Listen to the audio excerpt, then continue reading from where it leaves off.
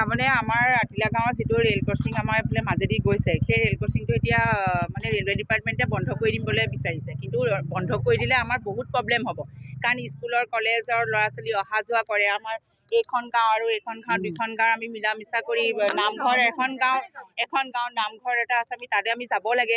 আৰু বিশেষকৈ ইয়াত যদি জুই জ্বলিবলৈ হ'লে ফায়াৰ ব্ৰিগেড এখন আহিবলৈ এইটোৱে ৰাস্তা, বেমাৰ হ'লে আপোনাৰ এম্বুলেঞ্চৰ কাৰণে এইটোৱে অহা যোৱা ৰাস্তা।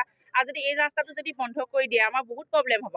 আৰু বিশেষকৈ আমি এটাই বিচাৰিছোঁ, উৰণখেতুৰ তলত যিখন গেট আছিলে সেই গেটখন যাতে আমাৰ ইয়াত বহুৱাই দিব লাগে, আৰু তেওঁলোকৰ মানে ৰেলৱে ডিপাৰ্টমেণ্টৰ মানুহ ইয়াত ৰখাই দিব লাগে। গেটখন ট্ৰেইন আহিলে উঠাই দিব লাগে, আৰু ট্ৰেইন নাহিলে বন্ধ কৰি দিব লাগে। মানুহ তেনেকৈ মানে এটা চিষ্টেম এটা কৰি দিব লাগে, কাৰণ এই ৰাস্তাটো বন্ধ কৰিলে আমাৰ বহুতখিনি প্ৰব্লেম হ'ব। দুবাৰ আহে। আৰু বিশেষকৈ কি হয়, আৰু প্ৰত্যেকটো ক্ষেত্ৰতে মানে অহা যোৱা কৰিবলৈকে এইটোৱে ৰাস্তা, আৰু তাতকৈ বেলেগ আৰু নাই। আৰু উৰণখেতুটো যেতিয়া বনাই থাকোঁতে আমি এতিয়াই অহা যোৱা কৰিছোঁ, স্কুললৈ অহা যোৱাৰ পৰা এতিয়াই আমি অহা যোৱা কৰিছোঁ ন। আৰু এইটো যদি বন্ধ কৰি দিবলৈ হয়, আমি এইটোৱে বিচাৰিছোঁ যে ৰেলৱে ডিপাৰ্টমেণ্টক এইটোৱে আমি মানে কৈছোঁ, আৰু যাতে এই ৰাস্তাটো বন্ধ কৰিব নালাগে, আমাক গেট এখন লাগে। আমাক গোটেই মানুহখিনিয়ে চবে গেট লাগে নে?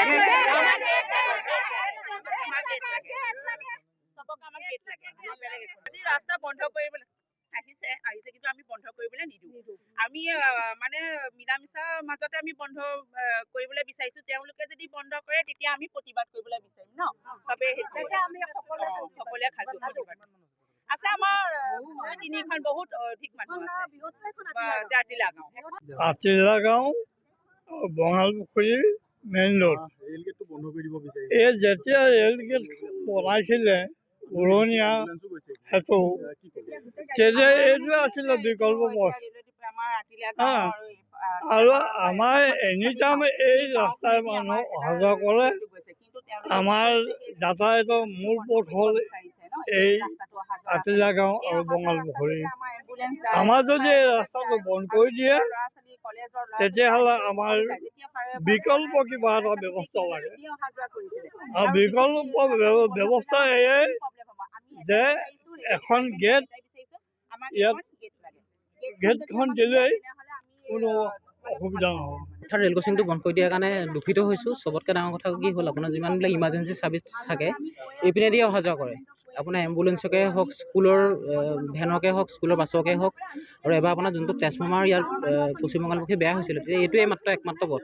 বহুত ইপিনে পথেদি চেষ্টা কৰি আনিব নোৱাৰিলে, এইটো পথেদিয়ে লাষ্টত নিলে। কিন্তু আপোনাৰ বহুতকেইজন মানুহ ইয়াতে আপোনাৰ গাও বেয়া হৈ গৈছে এইটো ৰেল ক্ৰচিঙৰ মানে এনেকুৱাবিলাক প্ৰব্লেমৰ কাৰণে। এজন DSP অসম পুলিচত তেওঁ খুৰাৰ মাজতে তেনেকুৱা, তাৰপিছত এনেকুৱা হ'ল মেণ্টেলি মানে ইম্বেলেঞ্চো হৈ গ'ল। তেওঁ মানে ৰাতিপুৱা গধূলি আকৌ ক্ৰচিঙত সেৱা কৰিব ল'লে লাষ্টত গৈ মেলি। এবাৰে নহয়, বন্ধ কৰিবলৈ আহিছে। চেষ্টাটো এবাৰ হওঁতে 3বাৰমান দেখিছোঁ মই যেতিয়াবা দেখিছোঁ। তেওঁলোকেতো বন্ধ কৰিম বুলিয়ে কৈছে, কিন্তু ৰাইজে বন্ধ কৰিবলৈ নিদিয়ে। লাগিলে যি কৰিবলগীয়া হয় ৰাইজে প্ৰতিবাদ কৰি যাব, প্ৰতিবাদ চলাই যাব। থাকিব, তেওঁলোক থাকিব আৰু আহিম বুলি কৈছে। বহুতখিনি বুজাই মেলি এতিয়া আহিব নালাগে বুলি কৈছে। আৰু বহুত মতা মানুহখিনিতো অফিচ টাইমৰ কাৰণে ওলাই মেলি গুচি গ'ল, আৰু মানুহ হ'ব। কিন্তু যিকোনো মানে মূল্য বিনিময়ত ৰাস্তাটো বন্ধ কৰিবলৈ দিয়া নহ'ব। ৰাস্তাটো আমাক সদায় লাগিব, আৰু এইটো ভৱিষ্যত প্ৰজন্মৰ কাৰণে থাকি যাব। ৰাস্তাটো যিকোনো মূল্য বিনিময়ত থাকিব, আমি কেতিয়াও বন্ধ কৰিবলৈ নিদিওঁ। এইটোৱে ৰাইজৰ দাবী।